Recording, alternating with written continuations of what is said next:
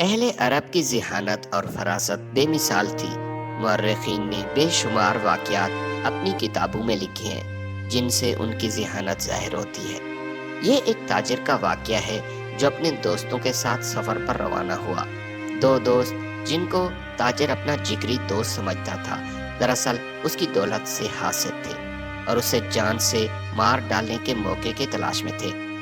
سفر کے دوران اس کی نظر تاجر کے مال سے لدے ہوئے اونٹوں پر تھی۔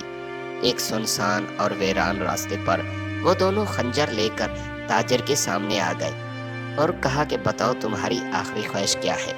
اب دوستی میں اتنا تو حق رکھتے ہو کہ تجھ سے آخری خواہش پوچھ لی جائے۔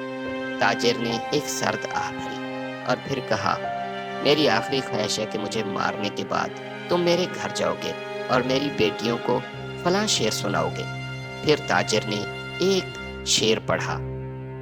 ان دونوں نے شعر کو غور سے سنا، پھر ایک دوسرے سے کہا، اس شعر میں تو ایسی کوئی بات نہیں جس سے کسی قسم کا سراغ مل سکے۔ یہ ایک بے ضرر سا شعر ہے۔ انہوں نے تاجر سے وعدہ کیا کہ ہم تمہاری یہ خواہش ضرور پوری کریں گے۔ پھر ان دونوں نے بے دردی سے تاجر کو مار ڈالا اور ایک جنگل میں لاش کو پھینک کر اپنا سفر جاری رکھا۔ بعد میں انہوں نے یہ بات مشہور کر دی کہ جنگلی جانوروں نے قافلے پر حملہ کر دیا اور تاجر مارا کیا۔ انہوں نے تاجر کے مال پر قبضہ کر لیا اور وعدے کے مطابق سفر کے بعد وہ تاجر کے گھر گئے۔ دروازے پر دستک دی تو تاجر کی بڑی بیٹی دروازے پر آئی۔ انہوں نے کہا کہ تمہارے باپ نے قسم لی تھی ہم سے کہ یہ شعر تم کو سنائیں گے۔ ہم اپنی قسم پوری کرنے آئے ہیں۔ تمہارے باپ کی موت نے ہمیں بھی سوگوار کر دیا ہے۔ انہوں نے شعر پڑھا تو بڑی بیٹی نے کہا، اس شعر میں تو ایسی کوئی بات نہیں جس سے ہمارا باپ ہم کو آگاہ کرنا چاہتا ہو، لیکن آپ لوگ صبر کریں، میں اپنی چھوٹی بہن کو بلاتی ہوں، اس کے سامنے یہ شعر دوبارہ پڑھنا۔ اس نے بہن کو پکارا تو چھوٹی بہن دروازے پر آئی۔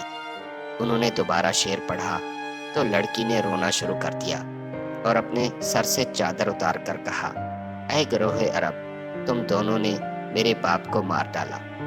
لوگوں نے پوچھا کہ لڑکی، تمہارے پاس کیا دلیل ہے کہ جس سے تم یہ دعویٰ کر سکو کہ یہ تمہارے باپ کے قاتل ہیں؟ لڑکی نے جواب دیا کہ اس شعر کے دونوں مصرے نامکمل ہیں، دونوں مصرے ایک دوسرے کے محتاج ہیں۔ حقیقت تو یہ ہے کہ پہلے اور دوسرے مصرے میں کوئی مناسبت نہیں، اور ابا جان نے مجھے بتایا تھا کہ اگر کوئی آدمی میرا اس قسم کا شعر تجھے سنائے تو سمجھ لینا کہ اس نے مجھ سے دھوکہ کیا۔ لڑکی کے اس انکشاف کے بعد دونوں تاجروں کو گرفتار کیا اور بعد میں تفتیش شروع کی گئی۔ مارا پیٹا گیا مگر انہوں نے اپنے جرم کا اعتراف نہ کیا۔ 2 دن کے جسمانی ریمانڈ کے بعد دونوں میں سے ایک تاجر کی ہمت جواب دے گئی۔ اس نے اپنے جرم کا اعتراف کیا اور پولیس کو ساری حقیقت بتا دی۔ اس کے بعد دونوں کی بتائی ہوئی جگہ کی کھدائی کی گئی تو تاجر کی لاش برآمد ہوئی۔ علاقے کے لوگوں نے بتایا کہ یہ دونوں مرحوم تاجر کے قریبی دوست تھے جو تقریباً 20 سال سے ایک ساتھ تجارت کر رہے تھے۔ ان 20 سالوں میں ان کے درمیان کسی قسم کا جھگڑا نہ ہوا، مگر جب حسد کی بیماری دل میں گھر کر جائے تو وہ انسان کو ایسا قدم اٹھانے پر مجبور کر دیتی ہے کہ وہ اپنی آخرت اور دنیا گوا دیتا ہے۔